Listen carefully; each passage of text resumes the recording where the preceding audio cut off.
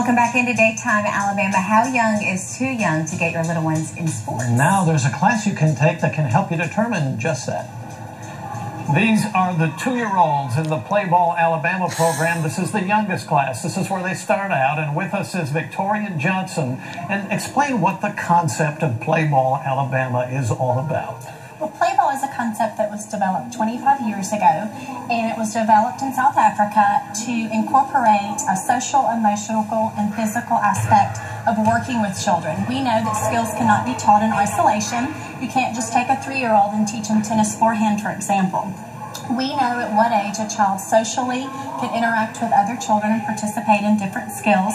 And we know emotionally when they can handle winning and losing. And that's something that a lot of parents don't think about. It's not just when your child is physically able to play sports. It's when they're emotionally able as well. Exactly. And it's a big thing for a 2-year-old to be able to do the things that we are asking them to do. But we take into account that they may get upset if they don't have their own ball. They don't understand the concept of rolling a ball to a friend and then the friend having my ball. Right. So we take that all into account, and we know when they're able to do particular things. And we start as young as 2. If a child is able to leave their classroom and come with us, it's amazing, and they're ready to start Playball. Now, Playball goes all the way up to the age of 10. Correct. So explain how you advance them psychologically and physically up through these classes. Okay, each of the ages have different stages in them. So from 2 to 3, they have a beginner, intermediate, and advanced stage. And then, of course, we have summer camps.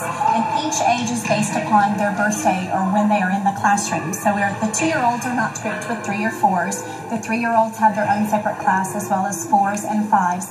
And when they get up to age 10, from 6 to 10, they're actually in our players program where they actually learn the rules of the particular sport, so they're able to incorporate the skills they've learned previously into the rules of the quarter field. Now, what about a mom that might be watching this that has a 4 or a 5-year-old or a 6-year-old? Can they start in the middle, or? Yes. You don't have to start them when they're 2. Children forget, and so every class, it's over and over again. We have to repeat. I sound like a broken record. Show me your arrow arms. We actually teach them to hold the ball out over their feet. So each class, not only each age, but each class is presented like the child has never been there before. I have some children that are 2. They started with me when they were 2, and they're now 4, and they still sometimes forget to hold the ball out over their feet. So we still have to remind them, because they are, of course, children. A little remedial. And I see all of the gear that you have out here. You have balls, you have sort of pseudo tennis rackets, you have cones. So, you know, they don't have to put on football pads right away, right? Of course not. It's obviously no contacts, but we do 7 different sports. We do tennis, basketball, baseball, soccer, volleyball, field hockey, and football. So there's a lot of things that we do in each particular class. Obviously, we don't play contact football with a 4-year-old, but they are able to learn the skills and even sequence of skill events to be able to participate in a positive, structured environment. And we've been watching Monica work with the kids, and it's obvious they're having fun, too, and that's a big element, isn't it? They have to be enjoying. And the classes are based upon the children learning in their environment. It's great to learn tennis forehand and to whack the ball, but it's really fun to whack and kill the mosquitoes at a family picnic. So the games are based upon, and the skills are based upon the level of a child.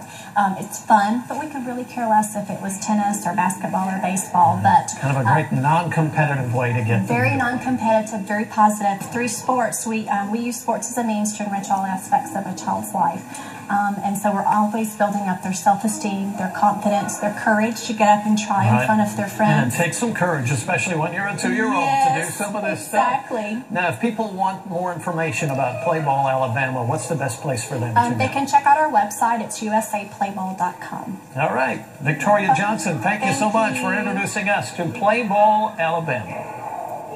Now, that particular